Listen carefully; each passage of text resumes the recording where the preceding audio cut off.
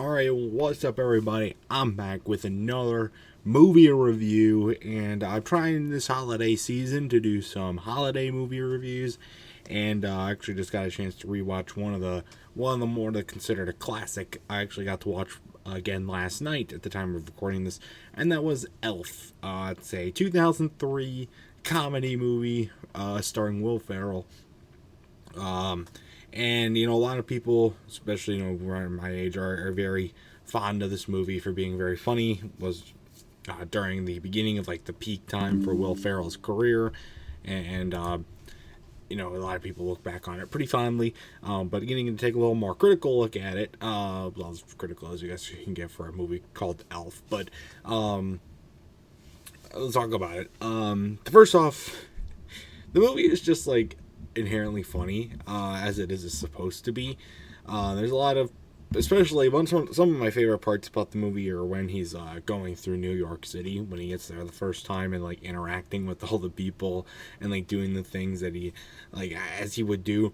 And I can't imagine a character like anybody playing the character of Buddy the Elf. I can't imagine anybody else besides Will Ferrell doing that, because he is just so good at encapsulating the elf spirit, especially as somebody who's human but raised as an elf, and how he has to consume a lot of sugar and has very high energy levels and all these sort of things about fitting in the new world. Like Will Ferrell fits that role so well, and that's why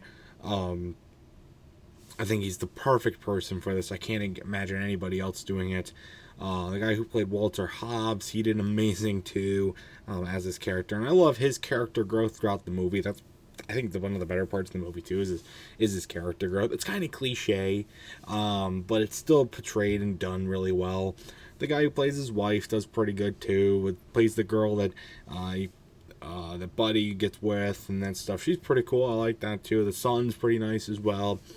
And then the elves do a pretty good job as well. And Santa, of course, is for his part. I mean, yes, really the main antagonist of this movie. The main antagonist is kind of more himself, and like the world, like reality. There really isn't like one person or like one thing that really is trying to stop Buddy or like stop Christmas. It's kind of like an overall thing. I guess you could count the Central Park Rangers in the last part of the movie, but if they're really called, like, that part seems very unnecessary to me, and it really just introduced like an extra piece of suspense that we didn't really need. We didn't really need the suspense of like these rangers trying to chase down Santa's sleigh, and like the hype up that they were like so menacing and everything and whatever. Like, that was unnecessary because we never see what it could have been had they been caught. So it really, like, at the end of that part, it really just doesn't like make a lot of sense to put it there if you're really not going to do anything with it except add some extra suspense. And it kind of, I don't know, it doesn't seem necessary. I think it could have just been they need to get it going before the sun rises and like they're on a time crunch. Like, that could have been it. They didn't need to have like some group of people or like a police force chasing them. I don't think that was really necessary, you know what I'm saying? I think they still could have executed that ending, that the climax part of the movie / ending well had they not been in there. But they're probably, maybe there was a scene of them doing stuff that would have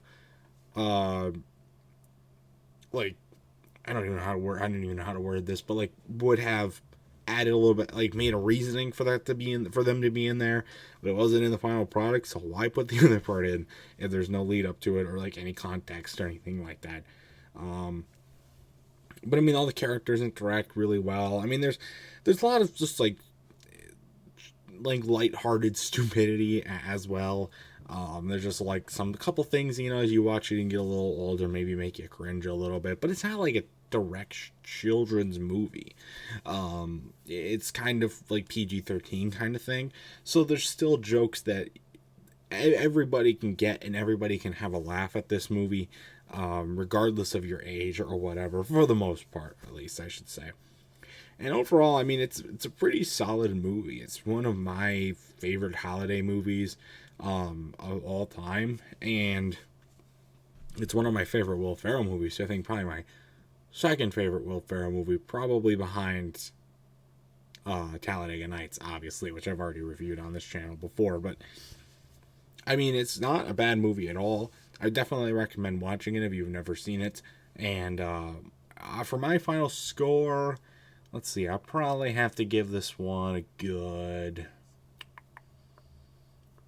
Let's see here. Let's see. What's a good score for this one? Probably a good 8 out of 10. It's not like perfect. And, you know, some people, it's not going to be like a huge hit. For me, it's enjoyable. It's a good watch every now and then, that kind of thing. So, if you've ever seen Elf, though, I'd love to know your thoughts about it in the comments section down below. And what is your favorite Christmas movie? What's your favorite holiday movie? I'd love to hear your thoughts about that too, as well, in the comments. And that's going to do it for this movie review. Stay tuned for much more amazing content. I'm going to try and get out some more holiday movie reviews, kind of stuff for the festivities of the times. And I'll try to get as many of those out as possible. We're still working on it right now. But stay tuned. Until next time, I'll see you guys later. Goodbye.